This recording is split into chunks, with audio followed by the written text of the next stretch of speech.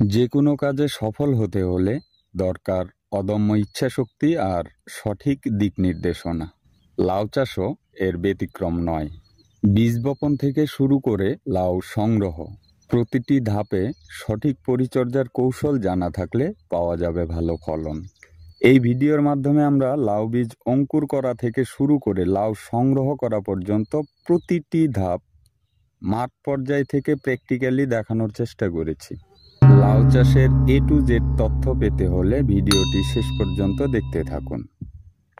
ফেব্রুয়ারি থেকে অক্টোবর পর্যন্ত লাউ চাষ করা যায়, তবে আগস্ট থেকে অক্টোবরের মধ্যে চারা রোপণ করলে ফলন বেশি পাওয়া যায়। বর্তমান বাজারে হাইব্রিড জাতের অনেক লাউ বীজ পাওয়া যায় যা গ্রীষ্ম ও বর্ষাকালেও ভালো ফলন দেয়। তাহলে আপনি চাইলে ফেব্রুয়ারি থেকে অক্টোবর পর্যন্ত যে কোনো মাসেই লাউ চাষ করতে পারেন। উর্বর দোআঁশ ও বেলে দোআঁশ মাটি লাউ চাষের জন্য ভালো, কিন্তু খরা মৌসুমে এঁটেল মাটিতেও লাউ চাষ করা যায়। জমি প্রস্তুত করার জন্য কমপক্ষে 4 থেকে 5টি গভীর চাষের দরকার হয়। 33 শতাংশের 1 বিঘা জমিতে 2 থেকে 3 গাড়ি পরিমাণ পচা গোবর সার ছিটিয়ে ভালোভাবে চাষ দিয়ে জমি ঝুরঝুরে করে নিতে হয় এবং শেষ চাষের পূর্বে জমিতে কিছু পরিমাণে রাসায়নিক সার দিয়ে নিতে হয়। তারপর জমিতে বেড তৈরি করে নেই। 5 হাতের বেড তৈরি করা হয়। 5 হাতের বেড, 1 হাত ড্রেন, তারপর আবার 5 হাতের বেড এবং 1 হাত ড্রেন, এভাবেই মূলত পুরো জমিতেই বেড তৈরি করা হয়। এক্ষেত্রে চারা থেকে চারার দূরত্ব হয় 5 হাত অথবা 7 থেকে 8 ফিট এবং লাইন থেকে লাইনের দূরত্ব হয় 6 হাত কিংবা 9 থেকে 10 ফিট। আমরা সচরাচর এভাবেই লাউয়ের চারা রোপণ করি। বীজ নির্বাচন করার আগে স্থানীয় বাজারে চাহিদা জানতে হবে। কোন জাতের লাউ আপনার এলাকায় বেশি চলে, লম্বা নাকি গোল আকৃতির? অবশ্যই চাহিদা সম্পন্ন জাতের বীজ নির্বাচন করতে হবে।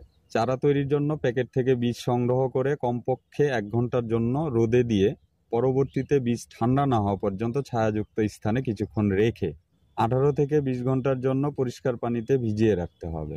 তারপর বীজগুলো পানি থেকে তুলে ভেজা সুতি কাপড়ের টুকরোয় পেঁচিয়ে যে কোনো বায়ুরোধী কৌটায় মুখ আটকিয়ে 48 ঘন্টার মতো রাখলে খুব সুন্দর অঙ্কুরিত হয়ে যাবে। এরপর আপনি চাইলে সদ্য অঙ্কুরিত বীজগুলো পলি প্যাকেটে অথবা সিডলিং ট্রেতে চারা তৈরি করে নিতে পারেন।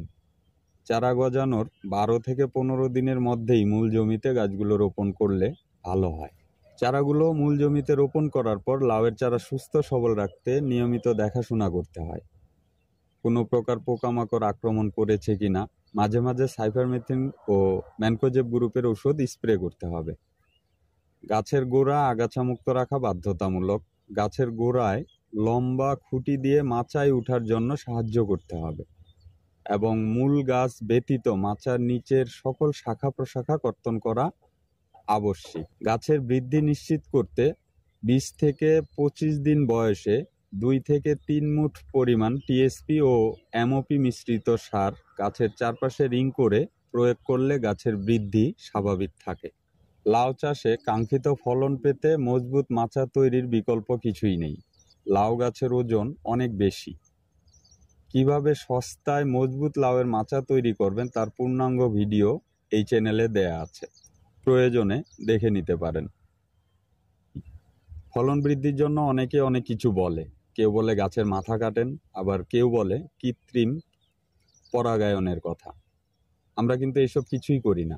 আমাদের এলাকায় যত লাউ চাষি আছে কেউই এসব কিছু করে না। আমরা সবসময় গাছ সুস্থ সবল রাখার চেষ্টা করি। তাতে করেই আলহামদুলিল্লাহ সকলেই অনেক সুন্দর ফলন পায়। গাছের পাতা পোড়া রোগ, ভাইরাসজনিত কারণে পাতা কুঁকড়ে যাওয়া, ছোট অবস্থায় লাউ পচে নষ্ট হয়ে যাওয়া, এই 3টি লাউ চাষের জন্য মারাত্মক রোগ। পাতা পোড়া রোগের প্রাদুর্ভাব দেখা দিলে প্রতি লিটার পানিতে 2 মিলি হারে মেটালক্সিল প্লাস ম্যানকোজেব গ্রুপের ছত্রাকনাশক স্প্রে করা লাগে।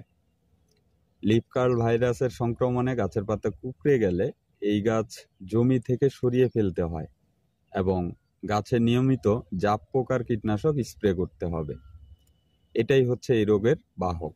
ছোট অবস্থাতেই লাউয়ের জালি পচে নষ্ট হয়ে যাওয়ার মূলত অনেকগুলো কারণ থাকে, তার মধ্যে বোরনের অভাব এবং ফল মাছির আক্রমণ।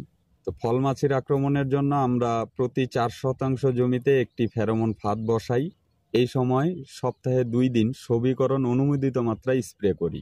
তাতে করে মাছি পোকা অনেকটা নিয়ন্ত্রণে থাকে। আশা করছি এই ভিডিও থেকে সামান্য হলেও উপকারী পরামর্শ পেয়েছেন। তারপরেও কোনো প্রশ্ন থাকলে কমেন্টে জানাবেন। আমাদের মাধ্যমে আরও কৃষি বিষয়ক ভিডিও দেখতে চাইলে আধুনিক কৃষি যোদ্ধা ইউটিউব চ্যানেলটি সাবস্ক্রাইব করে রাখুন। বিদায় নিচ্ছি এই ভিডিও থেকে। ভালো থাকবেন, সুস্থ থাকবেন। আসসালামু আলাইকুম ওয়া রাহমাতুল্লাহ।